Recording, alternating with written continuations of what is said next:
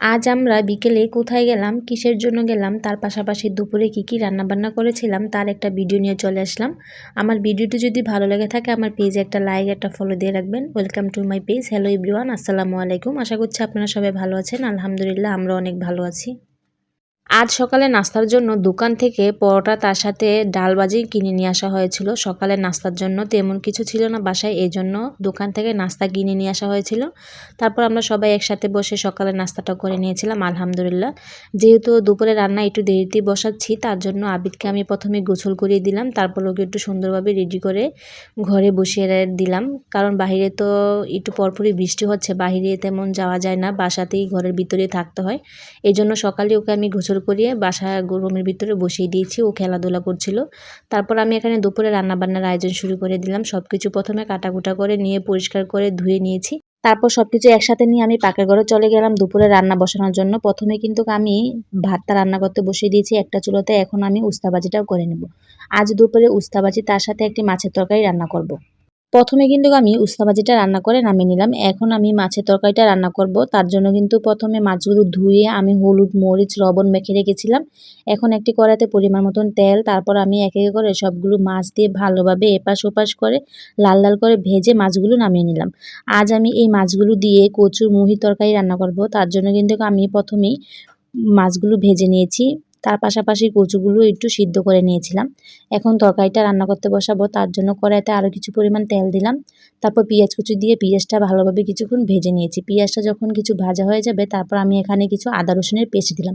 আদা রসুনের পেস্টটা দিয়ে আরও কিছুক্ষণ ভেজে নেব, যাতে আদা রসুনের এক্সট্রা গন্ধটা না থাকে।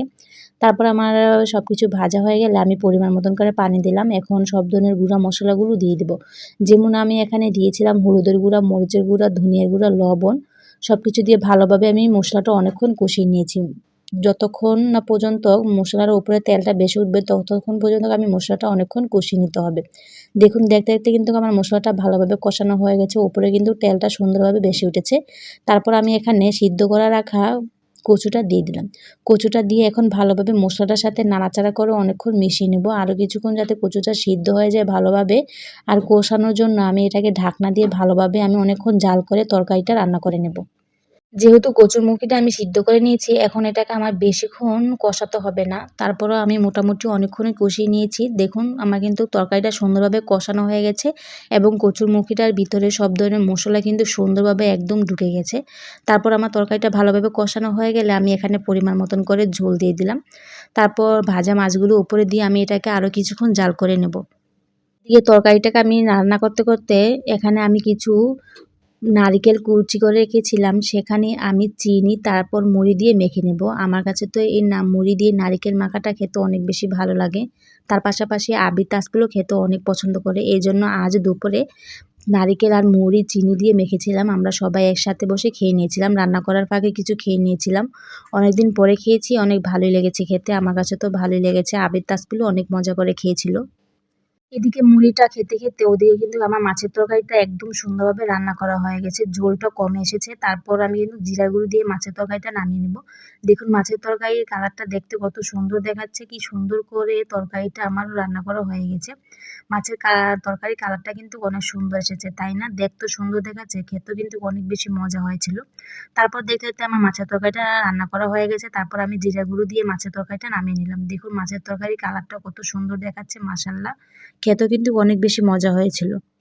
তারপর আমার কিন্তু সবকিছু রান্নাবান্না হয়ে গেছে। এখন আমি কিছু শুকনা মরিচ তাওয়াতে দিয়ে টেলে নেব, কারণ আমরা ভাতের সাথে শুকনা মরিচটা দিয়ে খেতে অনেক বেশি পছন্দ করি। বিশেষ করে আমি আর আমার মা শুকনা মরিচটা অনেক বেশি পছন্দ করে থাকি। আমাদের তো ভাতের সাথে শুকনা মরিচ না হলে চলেই না। এজন্য কিন্তু আমরা কিছুদিন পরপরই শুকনা মরিচ তাওয়াতে দিয়ে টেলে তারপর বোতলে ভরে রাখি। বোতলে ভরে রাখলে আর কি মরিচটা একটু ভালো থাকে। এজন্য সাথে সাথেই মরিচটা ভাজা হয়ে গেলে তারপর সাথে সাথে কিন্তু বোতলে ভরে নিতে হয়। আর এই ছিল আজ আমাদের দুপুরে রান্নাবান্নার আয়োজন। রান্নাবান্না শেষ করে গোসল করে নিয়েছিলাম। তারপর নামাজ পড়ে আবিদকে খাবারটা খাইয়ে আমিও খাবার খেয়ে নিয়েছিলাম। তারপর আজকে তাসপির ও বলতেছিল ও খাবারটা খাবে, ও ভিডিও করবে, তার জন্য ওকে দিলাম। ও সুন্দরভাবে ভাতটা মেখে মাছের তরকারি দিয়ে মাছ দিয়ে সুন্দরভাবে দুপুরের খাবারটা খেয়ে নিয়েছিল। আলহামদুলিল্লাহ খেয়ে বলেছে অনেক মজা হয়েছিল। অনেক মজা করে দুপুরের খাবারটা খেয়ে নিয়েছিল। তার পাশাপাশি কিন্তু আমরাও খাবারগুলো খেয়েছিলাম। খেয়ে বিকেলে রেস্ট নিয়েছিলাম। বিকেলে এক জায়গায় যাবো এজন্য দুপুরে তাড়াতাড়ি খাওয়াটা খেয়ে রেস্ট নিয়েছিলাম বিকালের জন্য। বিকেলে আজ একটু হসপিটালে যেতে হবে, একটু হসপিটালে একটু দরকার ছিল। তার জন্য কিন্তু আবিদ, আমি, জায়ান সবাই কিন্তু রেডি হয়ে নিয়েছি। তারপর কিন্তু আমরা আমাদের হসপিটালে যাওয়ার জন্য সুন্দরভাবে রেডি হয়ে আমাদের বাসা থেকে চলে আসলাম বাস স্ট্যান্ডে। বাস স্ট্যান্ডে এসে কিন্তু আমরা বাসে উঠে গিয়েছিলাম। তারপর কিন্তু সোজা আমরা হসপিটালেই চলে গিয়েছিলাম। হসপিটালে যেয়ে ডাক্তার দেখিয়ে রিপোর্টটা নিয়ে তারপর আমরা আবার বাসায় ফিরবো। এজন্য তাড়াতাড়ি করে আমরা হসপিটালে যাচ্ছিলাম। আজ রাস্তায় তেমন জ্যামজট ছিল না, তার জন্য কিন্তু আমরা তাড়াতাড়ি হসপিটালে চলে গিয়েছিলাম। হসপিটালে যাওয়ার পরপরই ডাক্তার দেখিয়ে নিয়েছিলাম। তারপর রিপোর্টটা নিয়ে বাসায় ফিরতে হবে, এজন্য কিছুক্ষণ বসেছিলাম রিপোর্টের জন্য। এদিকে তো আবিদ অনেক বিরক্ত করছিল বাসায় কখন আসবে।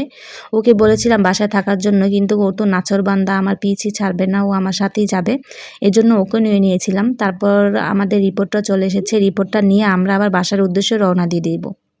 তারপর রাস্তায় একটি মামা আমড়া মাখা বিক্রি করছিল। আবিদ বলতেছিল ওকে আমড়া মাখা কিনে দেওয়ার জন্য। তারপর ওকে আমি কিছু আমড়া মাখাটা কিনে দিয়েছিলাম। আমড়া মাখাটা খেতে কিন্তু অনেক বেশি মজা হয়েছিল, ঝাল ঝাল ছিল। কিন্তু আবিদ তো অনেক মজা করে খেয়েছে।